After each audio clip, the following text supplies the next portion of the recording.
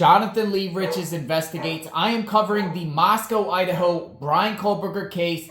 Let's talk about Dylan Mortensen. Dylan Mortensen is one of the two surviving roommates from the tragedy that occurred at 1122 King Road, November 13th, 2022. 4 college students brutally stabbed during the early morning hours. Bryan Kohberger arrested, charged with 4 counts of murder and burglary. He's currently going through the court process. But let's talk about Dylan a little bit, because there's people out there talking, and there's forums out there within the last 24 to 48 hours. And they're posting some interesting stuff about Dylan. Particularly this one platform here, right? This platform right here, and it's a chat, right? And on this platform, in this chat, Reddit, it's saying some interesting stuff about Dylan and her involvement with the case. That's a lot of people are talking. And we're not just talking about a few people. We're talking about hundreds of people are commenting, thinking Dylan Mortensen is involved with this crime. But I want to share with you what others are sharing, and it's spreading. It's spreading. It's spreading to YouTube now. It's spreading to Twitter. It's spreading to TikTok.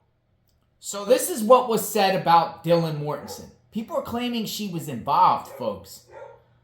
While all you people feel sad for Dylan Mortensen, let me help you out. Her and her man, Quinn Kelly, are involved. They helped clean up and lied. She was out the next night with Bridget and Ashlyn after the unlivings, laughing about what was done to Kaylee. Won't get into details. It says, laughing about how she suffered and pleaded for her life. This is wild stuff, folks. Laughing about how they won't be able to recognize them. You get the point. Dylan Mortensen hated her dog. She used to kick him when Kaylee wasn't around. And we're talking about Murphy, folks.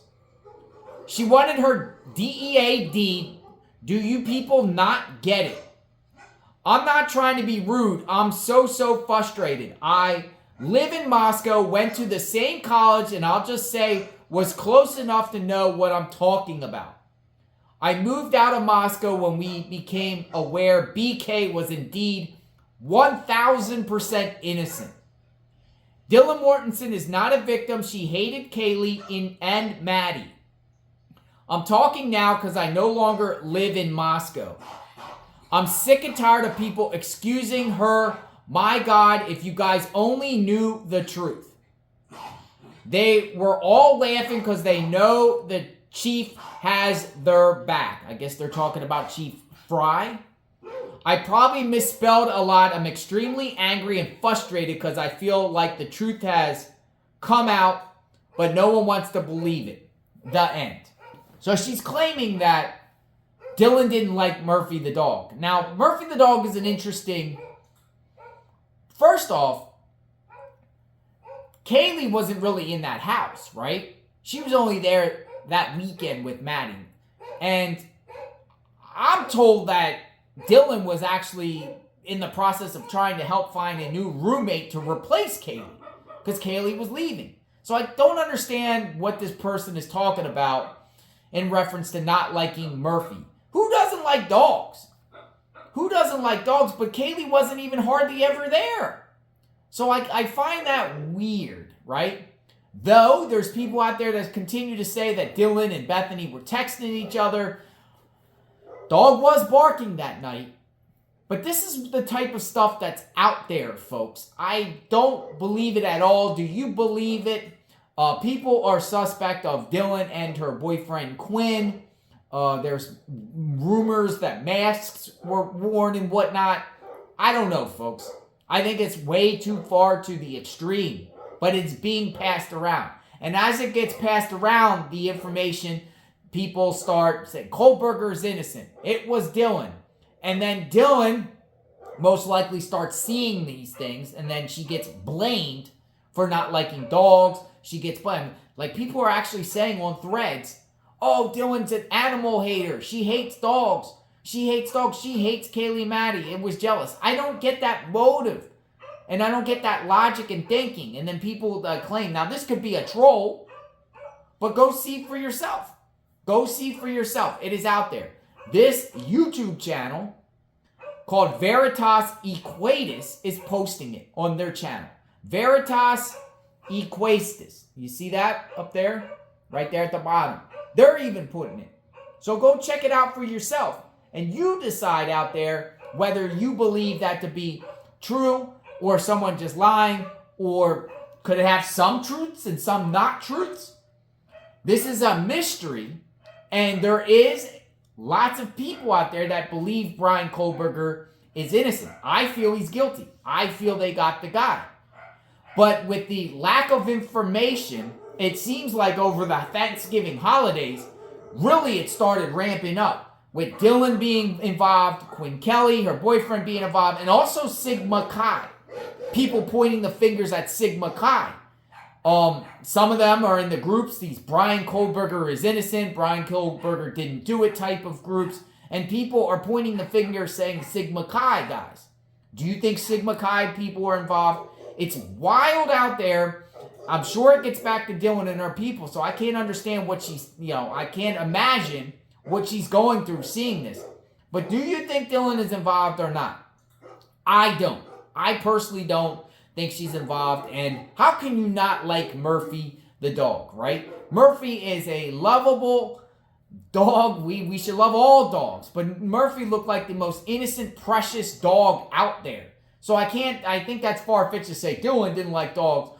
Now, if Dylan didn't like dogs, and she didn't like Murphy and didn't like Kaylee or Maddie, why didn't she move out? Why didn't she get out, right? Why didn't she leave, right? That's not a motivation to do anything harmful, the most egregious thing that's ever happened in Moscow history, right? Dylan was 19 years old. She got vetted by the police, most likely. They questioned her. People coming out and saying Dylan was intoxicated. There is people that came out. There's a mother that claims that Dylan is best friends with her daughter. It's come out and said Dylan wasn't intoxicated. Now she's claiming she was hacked, though. She's claiming that what she said in these Facebook groups aren't true. But I think she did say that. She got caught saying it, and she got caught revealing information she should not have shared. But people out there are saying Dylan couldn't hurt a fly. She's a nice, sweet girl. Can't underestimate anyone, because I'm sure people out there said Bryan Kohberger couldn't hurt a fly. And look at the situation he's in. Subscribe to my channel, hit the notification button, covering the Moscow, Idaho case. Feel bad for these names being thrown around again as if they've done this crime. And that is one of the problems with the sealing of documents. I will say that sealing the documents, when Bryan Kohberger's side and the prosecutor agreeing to these supplemental requests for discovery and lack of information, starts boredom and starts people out there start saying, okay, well, resurfacing and regenerating and regurgitating back to Dylan Mortensen, Bethany Funk, Sigma Chi, Jack Showalter, Jack DeCore, Jake Schreider, and all these, Einen Harsh, neighbor Jeremy, Reagan, all the people, right? They start saying other people around the neighborhood, but they want to shift it off of Bryan Kohberger because we're not getting the information.